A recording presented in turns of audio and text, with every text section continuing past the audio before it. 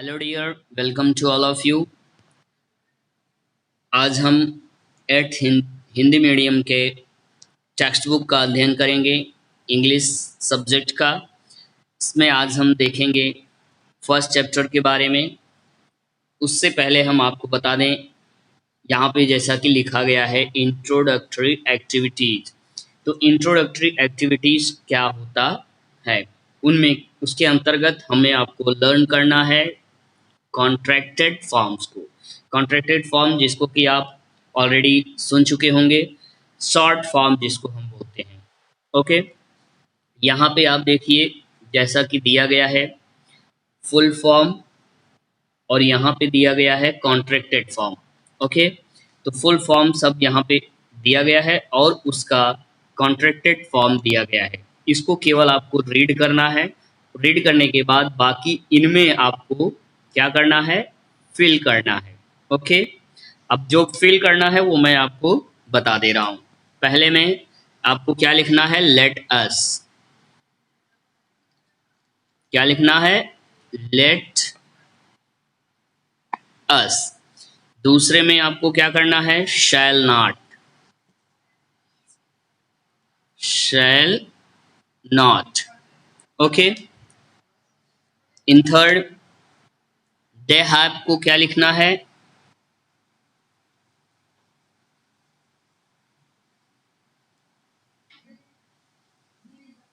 यहाँ पे they have में आप लिखिए, पूरा नहीं लिखा जाएगा, दे कॉमा ई, मतलब THEYV comma E, they have. Okay, were not के वेरेंट, वे आर के वी आर, इसमें आपको वी आर लिखना है।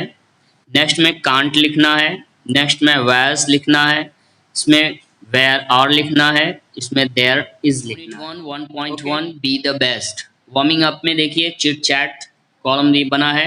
चिट चैट के अंतर्गत यहाँ पे आपको 5 पॉइंट्स दिए गए हैं। इन 5 पॉइंट्स को आपको क्या करना है, रीड करना है और समझना है। जैसे कि have you got a prize in any competition, कि आपको किसी कंपटीशन में प्राइज मिला है, यस या नो में आपको जवाब देना है। How did you feel at that time, जब आपको प्राइज मिला तो आपको कैसा महसूस हुआ, अच्छा या बुरा, वो आपको बताना है। Have you ever failed in your efforts, कभी आप अपने प्रयास में असफल हुए हो, यस या नो, वो बताइए, रीजन बताइए। फोर्थ पॉइंट में do you think we should accept success as well as failure, क्या हमको असफलता को भी उसी तरह से स्वीकार करना चाहिए जिस तरह से हम सफलता को स्वीकार करते हैं, यस। फिफ्थ पॉइंट में कहता है what will be your reaction if you are not selected in a team, यदि आप टीम में सेलेक्ट नहीं होते हो तो आपका क्या रिएक्शन होगा। ये आपको पॉजिटिव और निगेटिव वे में आंसर देना है। ओके, नेक्स्ट पॉइंट, यहाँ पे आपको क्या करना है, देखिए पॉइंट नंबर ए में read aloud following sets of words. यहाँ पे जितने भी ये वर्ड्स दिए गए हैं ए से लेकर डी तक, उन सबको आपको रीड करना है लाउडली। ओके, फिर ए के आधार पे बी में आपको क्या करना है, फिल करना है। Is that clear. अब कैसे आपको फिल करना है, rearrange the each of the sets above sets of words according to the increasing order of their size growth, अर्थात यहाँ पे उसको असेंडिंग ऑर्डर और डिसेंडिंग ऑर्डर के सिस्टम के अंतर्गत आपको भरना है। अर्थात यहाँ पे इंक्रीजिंग मतलब असेंडिंग ऑर्डर में आपको भरना है। तो ए में आपको क्या भरना है, जैसे रिवर, स्ट्रीम, सी, ओशियन में दिया गया है, तो सबसे पहले कौन आएगा, तो सबसे पहले इसमें आपका स्ट्रीम आएगा। ओके, स्ट्रीम, फिर क्या आएगा, रिवर, फिर क्या आएगा, सी, फिर आएगा ओशियन। ओके, नेक्स्ट में आप देखिए स्टोन, रॉक, हिल, माउंटेन। स्टोन, रॉक, हिल, माउंटेन।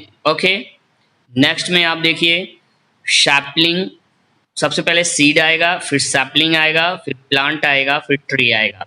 ओके, नेक्स्ट फोर्थ में डी में सबसे पहले बेबी, फिर चाइल्ड, फिर यूथ, फिर एडल्ट, ये आपका आ गया। तो बी पॉइंट में आपको इस अनुसार से भरना है। ओके, नेक्स्ट पॉइंट में हम देखते हैं, यहाँ पे एक कहानी है जिस कहानी को हम आप बचपन में सुन चुके हैं, लायन और माउस की, एक चूहा और शेर की कहानी आप सुने हो, उसी के आधार पे आपको यहाँ पे फिल करना है। जैसे कि खाली बॉक्सेस में आपको क्या भरना है वो मैं आपको बता दे रहा हूँ।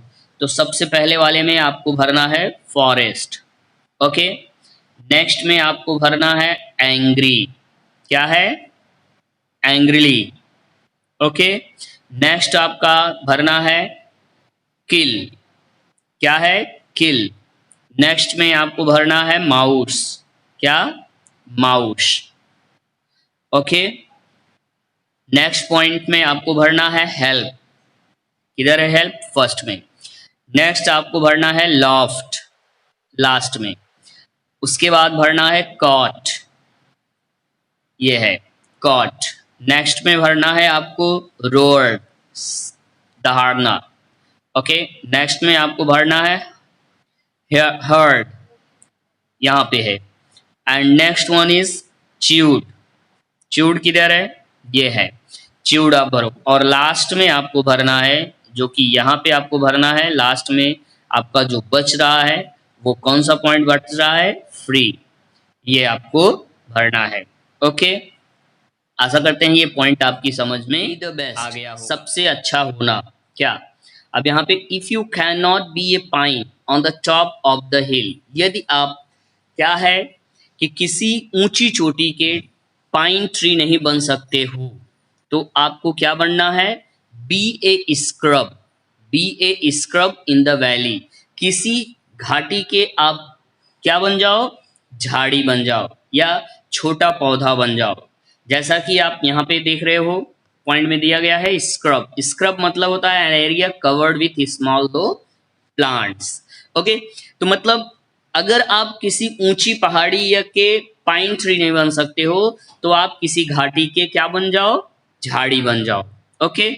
नेक्स्ट थर्ड लाइन में क्या कह रहा है, the best little scrub by the side of the rail, be a bush if you can not be a tree. अब यहाँ पे क्या बताया जा रहा है, इस लाइन में आपको ध्यान देना है, कह रहा है be the best little scrub, सबसे छोटा वो क्या होता है, झाड़ी होता है, स्क्रब होता है, bye the side of the rail, जो कि कहाँ पे रहता है, धारा, जो आप नदी देखे होंगे, नदी की धाराएं कहाँ बहती हैं, किनारे से तेजी से बहती हैं, तो वो किनारे को काटते हुए जाती है, मिट्टी को कट करती हुई जाती है ना, तो वहां पे उस मिट्टी के कटान को कौन रोकता है, स्क्रब रोकता है, ओके। छोटी छोटी झाड़ियां जो वहां पे रहती हैं, देखो वहां पे नदियां चौड़ी नहीं हो पाती हैं या वहां पे कटान नहीं होता है। Is that clear. तो कहने का मतलब एक टॉप का पाइन ट्री ना होने से बेटर है कि हम एक स्क्रब बन जाए, जिससे कि नदियों के कटान को हम रोक सकते हैं। और नीचे की लाइन में लास्ट में क्या कर रहा है, बी ए बुश, एक झाड़ी बनो, if you can not be a tree, यदि आप एक पेड़ नहीं बन सकते हो, यदि आप एक बड़ा सा पेड़ नहीं बन सकते हो, तो आप क्या बनो, एक छोटी सी झाड़ी बनो। कहने का मतलब छोटी सी एग्जांपल, जहां काम आवे सुई तहां फार के ही काम, मतलब वहां पे तलवार का किसी कोई काम नहीं है, जो काम सुई से होगा वो तलवार नहीं कर सकता, जो काम तलवार से हो सकता है वो सुई नहीं कर सकता। इन द सेम सेंस वहां पे है कि प्लेस ऑफ वैल्यू, मैथमेटिकल ढंग से अगर हम आप देखते हैं तो प्लेस ऑफ वैल्यू होता है कि जैसे 100 लिखा हुआ है या 121 लिखा हुआ है, तो 1 2 1 का अपना अपना प्लेस ऑफ वैल्यू है, अगर उसमें से किसी एक को हटा दिया जाए तो एक दूसरे की वैल्यू अपने आप घट जाती है। इन द सेम सेंस में वहां पे है कि आपका प्लेस जो भी हो वो प्लेस आपका परफेक्ट प्लेस है, आपको उसको एक्सेप्ट करना है, ओके डियर। नेक्स्ट पैराग्राफ देखिए सेकंड में, if you can't be a bush, यदि आप झाड़ी नहीं बन सकते हो, तो be a bit of grass, आप एक छोटा सा तिनका बन जाओ, ग्रास का छोटा सा तिनका बन जाओ। कहने का मतलब बहुत बड़ी झाड़ी जो होता है वो नहीं बन सकते हो, तो कम से कम घास का एक तिनका बन जाओ। घास का तिनका भी अपने आप में एक महत्वपूर्ण रोल अदा करता है। Next, and some have a happier में, अब यहाँ पे घास का तिनका क्या काम कर रहा है, वो किसी हाईवे को के किनारे को क्या कर रहा है, सुशोभित कर रहा है। कहने का मतलब आप अक्सर देखते होंगे जहाँ पे लॉन होता है, बगीचे होते हैं, गार्डन्स होते हैं, या सड़कों के किनारे आप छोटे छोटे घासों को सजाया जाता है, लगाया जाता है, जिससे कि वहां पे हरियाली बनी रहे और वो रोड अच्छा दिखे। तो कहने का मतलब यहाँ पे ना तो आप पाइन ट्री बने, ना आप स्क्रब बने, और तो भी आपके लिए एक प्लेस बचा हुआ है कि आप एक घास का तिनका बन जाओ, फिर भी आपकी प्लेस ऑफ वैल्यू है। ओके, नेक्स्ट सेकंड स्टैंजा का third line, if you are a muskie then just be a bass but the liveliest bass in the lake. अब यहाँ पे मस्की एंड बास को बताया गया है नेम ऑफ द फिश। यदि आप बड़ी मछली नहीं बन सकते हो, समुद्र में रहने वाली बड़ी मछलियां नहीं बन सकते हो, तो कम से कम आप जो एक्वेरियम होता नहीं है, तो उस एक्वेरियम में रहने वाली छोटी सी बास मछली तो बन सकते हो, जो कि सबसे छोटी मछली होती है। तो कम से कम आप वेल ना बनो या स्टार फिश ना बन सको, तो कम से कम बास फिश बन सकते हो। अर्थात दोनों मछलियों की अपनी अपनी प्लेस ऑफ वैल्यू है। और क्या कहते हैं, बट द लवलीएस्ट बास इन द लेक, और वो लेक में क्या करता है, झील में रहने वाली छोटी छोटी बास मछलियां क्या करती हैं, वो उस झील को साफ स्वच्छ रखती हैं। अर्थात दोनों का काम प्रॉपर का है। ओके डियर, नेक्स्ट में हम देखते हैं थर्ड पैराग्राफ। थर्ड पैराग्राफ में बताया जा रहा है, we can't all the captains, we can't all be captains, we have got to be a crew. अब यहाँ पे दो बातें हैं, कैप्टन और क्रू। अब दोनों में क्या डिफरेंशियस है, यहाँ पे कैप्टन मतलब यदि आप जहाज के कैप्टन कप्तान नहीं बन सकते हो, तो we have got to be a crew, कम से कम आप जहाज के संरक्षक तो बन जाओ या छोटे नाविक तो बन सकते हो। अर्थात कहने का मतलब आप जहाज, पानी वाली जहाज नहीं चला सकते हो या नहीं चला पा रहे हो, तो कम से कम छोटी नाव तो चला सकते हो, डोंगी तो चला सकते हो, उसका भी अपना एक प्लेस ऑफ वैल्यू है। There something for all of us here, अर्थात हम सब के लिए, इस लाइन में ध्यान दीजिएगा, हम सब के लिए यहाँ पे कुछ ना कुछ है। अर्थात हर व्यक्ति, कोई कहे कि मैं बेकार हूं या मैं नकारा हूं, तो ये चीज गलत है। हर व्यक्ति के लिए कुछ ना कुछ यहाँ पे है। ओके, नेक्स्ट थर्ड पॉइंट में क्या कह रहा है, थर्ड लाइन में, there's a big work to do, हर व्यक्ति बड़ा कार्य करना सोचता, and there's a lesser to do, और उसी तरह से व्यक्ति को छोटे कार्य को भी कार्य करना चाहिए। अब यहाँ पे ध्यान दीजिए, लेजर का मतलब होता है अनइम्पॉर्टेंट, मतलब जो महत्वपूर्ण नहीं है। कहने का मतलब लोग बड़े कार्यों को ज्यादा महत्व देते हैं जबकि छोटे कार्यों को नहीं। इस बात पे मैं एक एग्जांपल देना चाहता हूं कि बूंद बूंद से सागर भरता है। तो कहने का मतलब बड़ा कार्य हो या छोटा कार्य हो, हर कार्य का आपका एक प्लेस ऑफ वैल्यू है। जैसे यहाँ पे हम बड़े लोगों की, बड़े बड़े बिजनेसमैन की अगर हम बात करें तो उनका अपना महत्व है, लेकिन एक छोटी सी दुकान मोची का खोलने वाला, जूता सिलने वाले का भी महत्वपूर्ण है।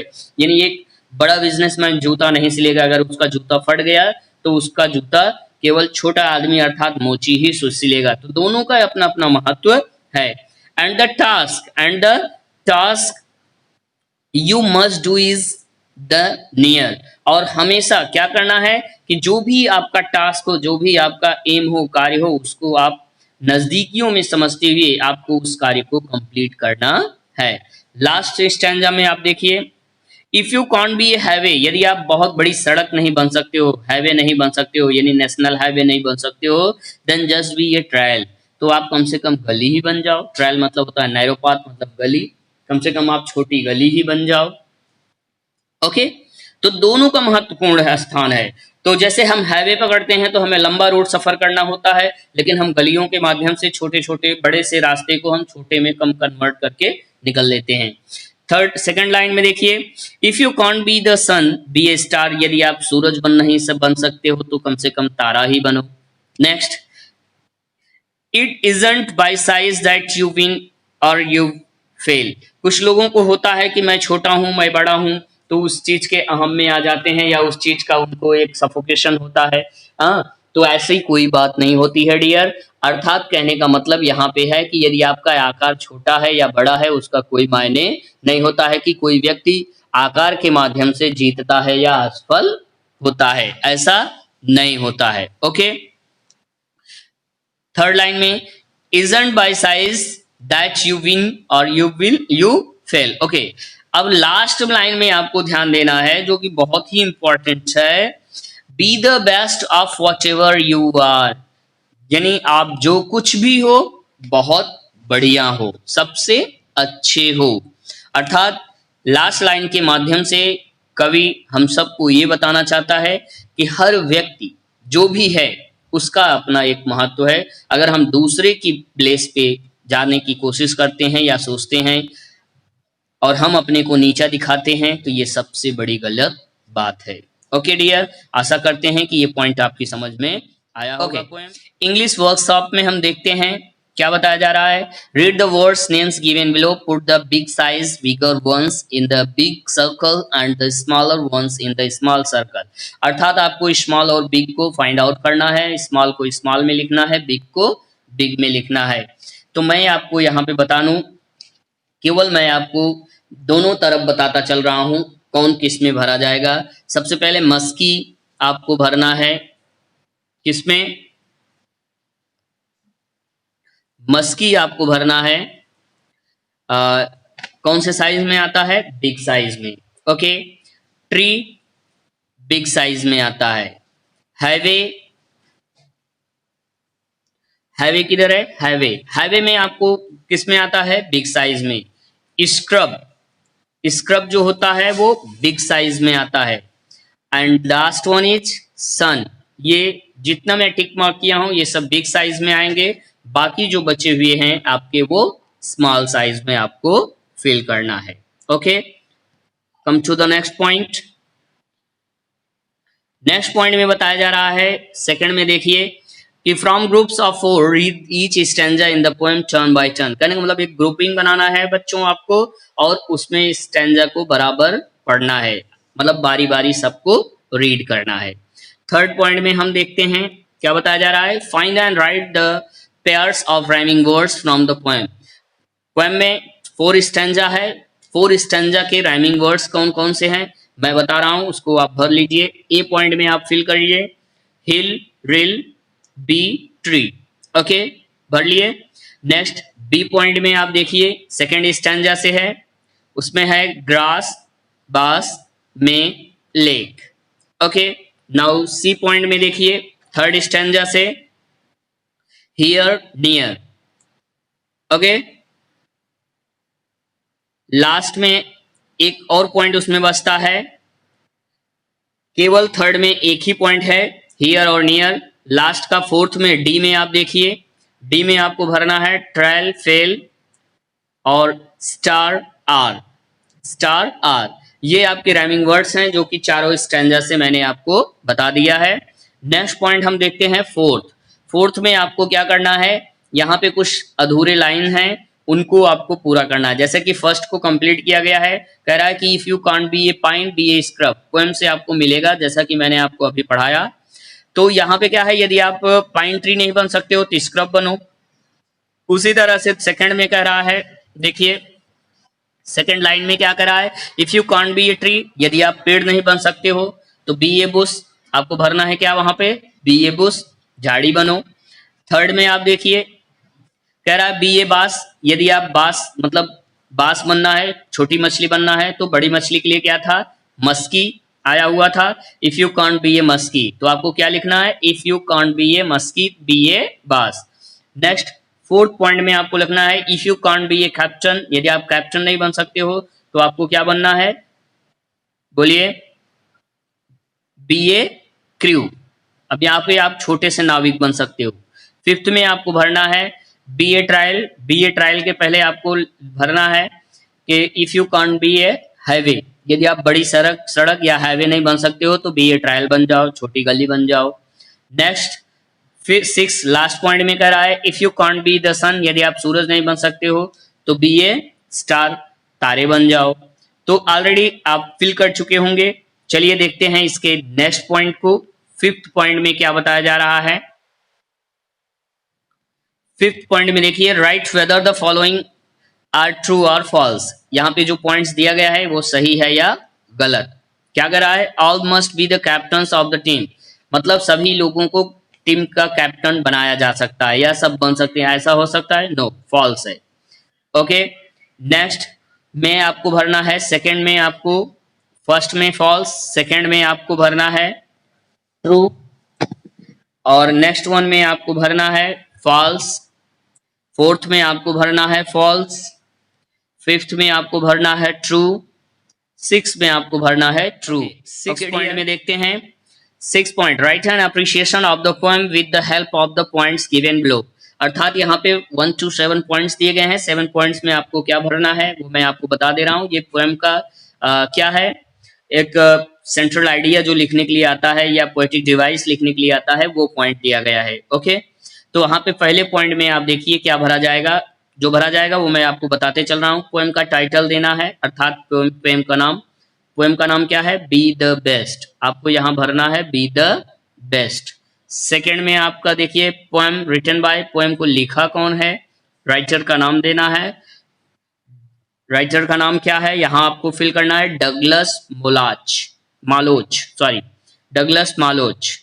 नेक्स्ट थर्ड पॉइंट में आप देखिए पोएम हैज 4 स्टैंजा, पोएम में 4 स्टैंजा है and each stanza has 4 lines, प्रत्येक स्टैंजा में 4 लाइन्स है, अर्थात दोनों में आपको 4 और 4 भरने हैं। ओके, फोर्थ पॉइंट में देखिए the lines that rhyme each stanza are, प्रत्येक लाइन की स्टैंजा, प्रत्येक स्टैंजा में राइमिंग वर्ड आपको फाइंड आउट करना है। जैसा कि राइमिंग वर्ड मैंने आपको बता दिया है ऊपर वाले में, सेम टू सेम वही सारे राइमिंग वर्ड्स यहाँ पे आपको फिल करना है। Hill, rail, bee, tree, grass, bass, make, lake, here, near, trail, fail, store, star, are, ये आपकी राइमिंग वर्ड्स हैं, वो आपको यहाँ पे फिल करना है। नेक्स्ट फिफ्थ पॉइंट में देखिए the poet compares big things big, बड़ी चीजों को कभी किससे कंपेयर कर रहा है, स्मॉल थिंग्स में। तो यहाँ पे आपको क्या भरना है, स्मॉल थिंग्स। फिफ्थ में आपको यहाँ भरना है small things. Next six point में आप देखिए is repeated expression in the poem, बार बार इस कविता में क्या दोहराया गया है, be A.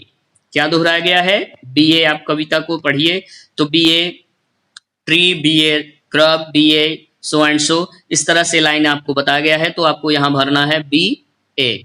Okay, next last point में आपको क्या देखना है, द लाइन आई शैल और विल रिमेंबर इज, कहने का मतलब लाइन में बताया गया है। लास्ट पॉइंट में हम आपको ध्यान देना है कि कविता के अंत में जो कविता की अंतिम लाइन है, लास्ट स्टैंजा की अंतिम लाइन, वही आपको यहाँ पे फिल करना है। और वो लाइन क्या है, you are be the best whatever you are.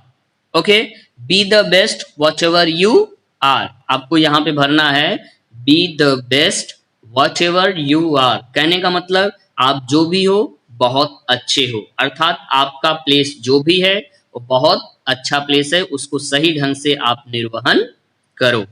7 point में देखिए dear, read the given extract from the poem little drops of water by Julia Fletcher Carney, learn it up, set it to a tune and enjoy singing it. You may ask your teacher to help you. कहने का मतलब आपको ये नीचे दिया जा रहा है पोएम की लाइन, इसको आपको अपने दोस्तों के साथ पढ़ना है अगेन एंड अगेन, और इसको आपको क्या करना है, लर्न भी करना है, जो कि बहुत ही अच्छी कविता है। और इस कविता को आपको रीड करना है और इसके राइमिंग वर्ड को पकड़ना है और इसकी रियलिटी, इसका सेंस क्या कह रहा है, ये आपको ध्यान देना है। आशा करते हैं डियर आपको पोएम अच्छी तरह से समझ में आया होगा। अगर आपका कोई पॉइंट छूट रहा है तो अगेन एंड अगेन आप वीडियो को देखिए और फिर से उसको फाइंड आउट करने का प्रयास करिए। मिलते हैं अगले वीडियो में नेक्स्ट टॉपिक के साथ, तब तक के लिए गुड बाय।